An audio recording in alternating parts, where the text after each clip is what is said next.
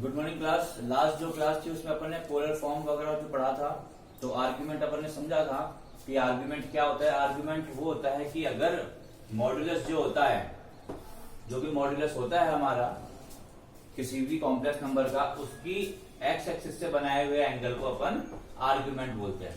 ठीक है, अब देखिए आर्ग्यूमेंट को फाइंड कैसे करते हैं। तो यहाँ पे मैंने आपके पास चार जो है कॉम्प्लेक्स नंबर ले लिए, 1 + √3 आयोटा, Z2 -1 + √3 आयोटा, थर्ड ले लिया -1 - √3 आयोटा, एंड फोर्थ ले लिया 1 - √3 आयोटा। ठीक है, तो अपन इन चारों से सबका जो है आप आर्ग्यूमेंट निकालना सीख जाएंगे। देखिए बहुत इजी है, कॉपी पेन लेके बैठिएगा और अब स्टार्ट करते हैं अपन। तो आपको लास्ट क्लास में बताया था कि अगर किसी भी आपको नंबर के जो है कोऑर्डिनेट्स लगाने हो, क्या लगाने हो, कोऑर्डिनेट्स लगाने हो। जैसे मैंने एक ग्राफ बना लिया, ठीक है, मैंने एक ग्राफ बना लिया।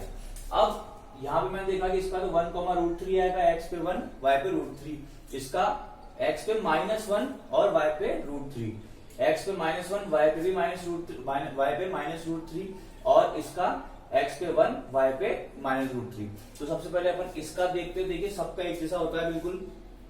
तो 1, √3 मैंने लगाया, तो मैंने x पे तो चला 1, मान लो ये है डिस्टेंस 1, और y पे चला मैं √3, तो y पे आ गया मैं यहाँ पे √3। तो ये मेरा जो पॉइंट हो गया ए, ये हो गया 1, √3। ठीक है, तो ये क्या हो गया मेरे पास, यहाँ पे जो हो गया ये इसकी मॉड्यूलस हो गया, क्योंकि ये अपने पास ओरिजिन होता है O, मैंने और इसको इससे ज्वाइन कर दिया, तो ये आपके पास ट्रायंगल हो गया ONA। ठीक है, अब देखिए यहाँ पे आपको कैसे निकालना है। जैसे मैंने आपको बताया कि जो भी एंगल होता है वो एंगल होता है यहाँ पे थीटा, और इसी को बोलते हैं अपन आर्ग्यूमेंट। क्या बोलते हैं अपन, इसी को आर्ग्यूमेंट बोलते हैं। तो यहाँ पे आप थीटा की वैल्यू को रखिए इक्वल अल्फा के। अब अल्फा किस काम में आएगा यहाँ पे आपको पता चलेगा, जो थीटा है, क्योंकि अल्फा चारों में काम में आएगा। देखिए अल्फा क्या रखना है आपको, अल्फा आपको एक्स एक्सिस के पास वाले एंगल को बनाना है। ठीक है, अभी देखो एक्स एक्सिस के पास ये थीटा है, इसलिए यही अल्फा है। आगे जब पहुंचोगे आप, जैसे मान लो यहाँ पे आपका एंगल बनेगा तो उसमें अल्फा लगाएगा, यहाँ पे अल्फा लगाएगा, यहाँ पे अल्फा लगाएगा। ठीक है, अब अपन इसको करते, थीटा ही अल्फा है, तो मैंने यहाँ पे tan थीटा फाइंड करना स्टार्ट किया। ठीक है, tan थीटा आप लोगों ने पढ़ा है 10th क्लास में, परपेंडिकुलर अपॉन बेस। परपेंडिकुलर हो गया √3, बेस हो गया 1, परपेंडिकुलर √3 अपॉन बेस। अब देखिए इसके आप लगा दीजिए मॉड। मॉड का मतलब वैल्यू आपको पॉजिटिव निकालनी है। पॉजिटिव क्यों निकालनी है, क्योंकि √3 भी डिस्टेंस है और 1 भी क्या है आपके पास, डिस्टेंस है।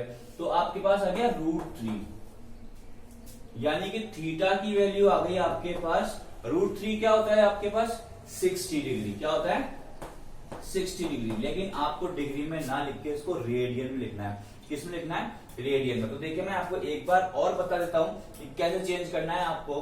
देखिए आपको पता है पाई रेडियन में 180 डिग्री होता है, मतलब 180 डिग्री में आपके पास पाई रेडियन हो जाएंगे।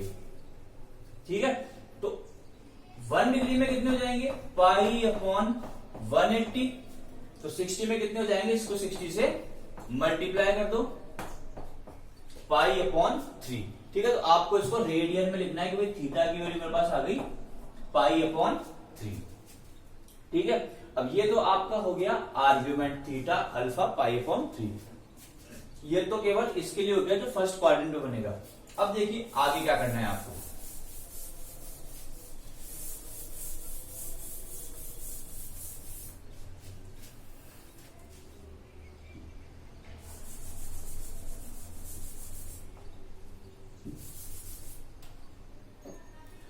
अब आप गए यहाँ पे x पे तो -1, जो मान लीजिए यहाँ पे आया। ठीक है, ये हो गया पूरा -1 और √3 जो कि इधर आएगा y पे। तो अब जो है ये आपका मॉड्यूलस होगा, ये हो जाएगा a -1, √3। ठीक है, तो अब देखिए यहाँ पे जो मैंने क्या बोला, जो x एक्सिस के साथ एंटी क्लॉकवाइज डायरेक्शन में एंगल बनता है वही आपके पास आर्ग्यूमेंट होता है। तो ये आपके पास क्या होगा, आर्ग्यूमेंट होगा, ये कितना होगा आपके पास आर्ग्यूमेंट। लेकिन आप इसको फाइंड नहीं कर सकते, इसमें आप फाइंड करोगे इस ट्राइंगल में ये वाला एंगल, और अब यहां पे बोलोगे अल्फा इसको, ठीक है, यहां पे बोलोगे आप इसको अल्फा, क्योंकि ये पता है आपको 0 होता है, ये होता है पाई, 180 डिग्री हो गया पूरा, ठीक है। तो अपन को रेडियन में लिखना है पूरा, तो इसको बोलेंगे आप अल्फा। तो अब देखिए अल्फा और ये हो जाएगा आपके पास थीटा, तो मैं अल्फा फाइंड करके उसको माइनस कर दूंगा पाई में से, तो आपके पास क्या आ जाएगा थीटा। ये पूरा आपके पास पाई है, उसमें से मैं ये अल्फा माइनस कर दूंगा तो आपके पास वो थीटा बच जाएगा। तो देखिए यहाँ पे क्या होगा आपके पास वही tan थीटा, अगर मॉड में लिखेंगे तो पॉजिटिव ही आएगा √3, यानी थीटा की वैल्यू आपके पास क्या हो जाएगी अल्फा की वैल्यू क्या हो जाएगी आपके पास π/3। लेकिन आपको थीटा फाइंड करना है, तो थीटा क्या हो जाएगा आपके पास पाई माइनस अल्फा, यानी कि पाई माइनस π/3, तो 3 माइनस पाई, थीटा की वैल्यू आ गई आपके पास 2π/3, ठीक है। यहाँ पे जो थीटा की वैल्यू थी वो कितनी आ गई आपके पास, ये जो थीटा की वैल्यू थी ये कितनी आ गई 2π/3, तो ये हो गया सेकंड क्वाड्रेंट में। देखिए ये दोनों तो बहुत इजी है, लेकिन थर्ड और फोर्थ में क्या करना है आपको, वो भी खैर इजी है, हार्ड है नहीं वो। तो देखिए क्या करेंगे, इसको मैं फिर से रफ कर देता हूं। देखिए जैसे Z3 है -1 -√3 आयोटा, तो x पे तो वही -1, यहाँ पे हो गया -1 मान लीजिए, और यहाँ पे हो गया √3 माइनस का यहाँ पे आ गया, तो आपके पास ये बनेगा आपकी बार a -1 -√3। तो अब आप अल्फा मानेंगे किसको, इसको, ठीक है। अब थीटा निकालने के लिए आपको क्या करना है, यहां से पूरा घूम के नहीं आना है, यहां से पूरा घूम के नहीं आना। वैसे कर सकते हैं, लेकिन उसमें क्या है आपके थोड़ा आंसर है उसको माना नहीं जाएगा, क्योंकि आपके जो आर्ग्यूमेंट की वैल्यू -π से पाई के बीच में होती है, तो ये तो पाई से आपके पास ज्यादा चली गई। तो यहाँ पे क्या करेंगे अपन, उल्टा घूम के आएंगे, ठीक है। मैंने लास्ट क्लास में बताया था आपको, उल्टा घूम के आएंगे और माइनस कर देंगे, तो यहाँ पे जो थीटा होगा मेरे पास ये होगा, ठीक है। और फिर जब मेरे को पता है कि जब मैं उल्टा क्लॉकवाइज डायरेक्शन में घूम रहा हूं, तो एंगल की वैल्यू क्या लगा दूंगा, मैं एक छोटा सा माइनस का साइन लगा दूंगा। तो देखिए अब क्या करते हैं, यहाँ पे आपको पता चल ही चुका है कि यहाँ पे जो कोऑर्डिनेट्स है वो -1, -√3 है, तो tan थीटा यहाँ पे आपके पास फिर से √3 हो जाएगा, tan अल्फा आपके पास √3 हो जाएगा, तो अल्फा की वैल्यू आपके पास हो जाएगी फिर से कितनी π/3, ठीक है। तो आपको थीटा फाइंड करना है, तो थीटा कितना हो जाएगा आपके पास पाई माइनस π/3, यानी कि 2π/3, लेकिन एंटी क्लॉकवाइज डायरेक्शन में है, तो यहाँ पे क्या लग जाएगा आपको माइनस लगा देना है। तो यहाँ पे ये आपके पास इस तरह से जो है आर्ग्यूमेंट्स फाइंड होंगे। अब देखिए फोर्थ क्वाड्रेंट में क्या करना है, वो भी बड़ा इजी है, अब तो सब समझ रहे होंगे। देखिए फोर्थ क्वाड्रेंट में क्या करना है, आपके पास है -1, x तो पॉजिटिव है, y नेगेटिव है, तो ये तो हो गया 1 और ये हो गया -√3, ठीक है, ये हो गया -√3।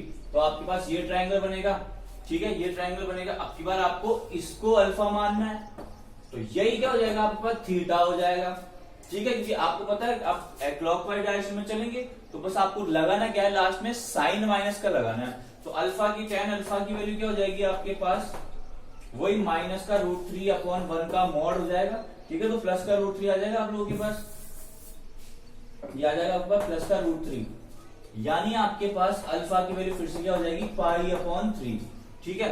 लेकिन आपको यहाँ पे फाइंड क्या करना है, थीटा, तो माइनस का साइन लग के ये क्या हो जाएगा माइनस का π/3। तो इस तरह से जो है आपको अपने आर्ग्यूमेंट्स फाइंड करने हैं। अब देखिए एक आपको पोलर कोऑर्डिनेट्स जो है वो अपन नेक्स्ट क्लास में पढ़ेंगे, बहुत ही छोटा सा टॉपिक है पोलर कोऑर्डिनेट्स और